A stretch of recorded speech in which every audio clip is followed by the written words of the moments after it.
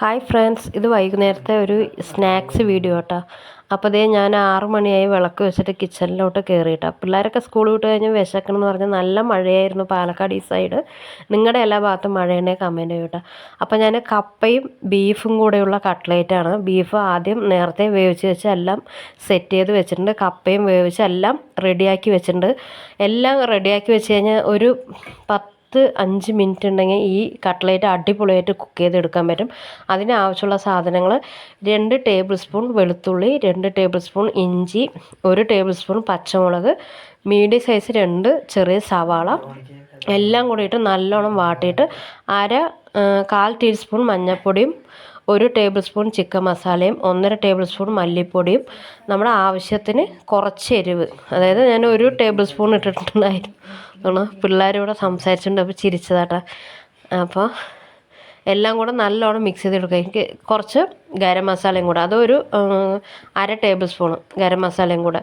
നല്ല കട്ട്ലേറ്റായിരുന്നു. കട്ട്ലേറ്റ് ഉണ്ടാക്കിയ വഴിയെ തന്നെ അപ്പം തന്നെ തീർന്നു കേട്ടോ. നല്ല കപ്പയും ബീഫുമായിട്ട് ഞാൻ ആദ്യമായിട്ട് ഉണ്ടാക്കിയത്. കിഴങ്ങ് വെച്ചിട്ടൊക്കെ ഉണ്ടാക്കിയിട്ടുണ്ട്, പക്ഷെ കപ്പയായിട്ട് ഇത് ആദ്യമായിട്ട്. ഇനി കപ്പയും ബീഫും നല്ല കോമ്പിനേഷൻ അല്ലേ, അത് കാരണം എന്താണെന്ന് അറിയുമ്പോൾ വേറെ ലെവലായിരുന്നു.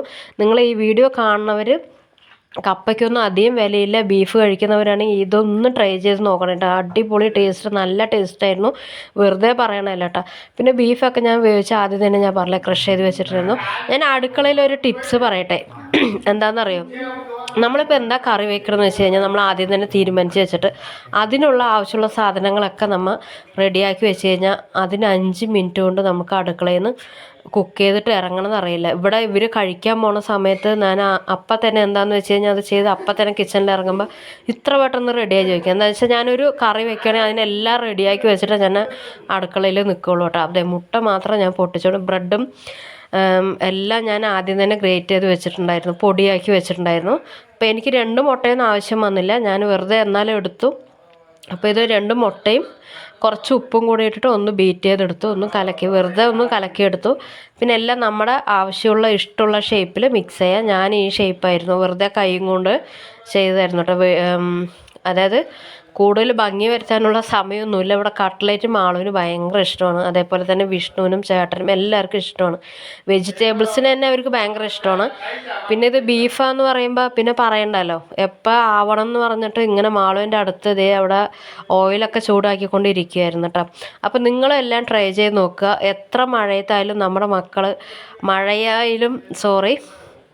പനിയായാലും ജലദോഷമായാലും വീട്ടമ്മമാർക്ക് മക്കൾ എന്തെങ്കിലും ചോദിച്ചു കഴിഞ്ഞാൽ അത് ചെയ്ത് കൊടുക്കാതിരുന്നു കഴിഞ്ഞാൽ ഒരു സമാധാനം ഉണ്ടാവില്ല. നല്ല ജലദോഷം പനിയെല്ലാം ഉണ്ട്, എന്നിട്ടും ഞാൻ കുഴപ്പമില്ല, നമ്മുടെ മക്കളുടെ ആഗ്രഹമില്ല, അവർ കഴിക്കുകയാണെങ്കിൽ അത് കഴിച്ചോട്ടെ, നമ്മുടെ വീട്ടിലിരിക്കുമ്പോൾ അല്ലേ ഇതെല്ലാം സാധിച്ചു കൊടുക്കാൻ പറ്റുള്ളൂ. അപ്പോൾ അത് കാരണം കൊണ്ട് ഞാൻ പെട്ടെന്ന് ചെയ്ത് കൊടുത്താട്ടോ. ബീഫ് പക്ഷേ വീട്ടിൽ സ്റ്റോക്കുള്ള കാരണം കൊണ്ട് പെട്ടെന്ന് ഞാൻ ചെയ്ത് കൊടുത്താണ്.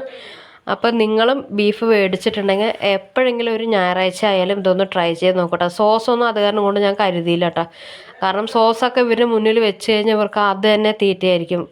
ചോറിനും എല്ലാത്തിനും സോസ് എടുത്ത് വെറുതെ തിന്നണേരം അത് അത്രയും ശരീരത്തിന് നല്ലതല്ല. അത് കാരണം കൊണ്ട് ഞാൻ സോസൊന്നും സ്റ്റോക്ക് ചെയ്യാറില്ല. അപ്പോൾ സോസും കൂടെ ഉണ്ടെങ്കിൽ അടിപൊളിയായാലും നല്ല ടേസ്റ്റായിരുന്നു. ഇതേ ചൂടിന് തന്നെ കഴിച്ചായിരുന്നു. അപ്പോൾ വീഡിയോ ഇഷ്ടപ്പെട്ടാൽ ലൈക്ക് ചെയ്യുക, ഷെയർ ചെയ്യുക, സബ്സ്ക്രൈബ് ചെയ്യുക. ടാറ്റാ.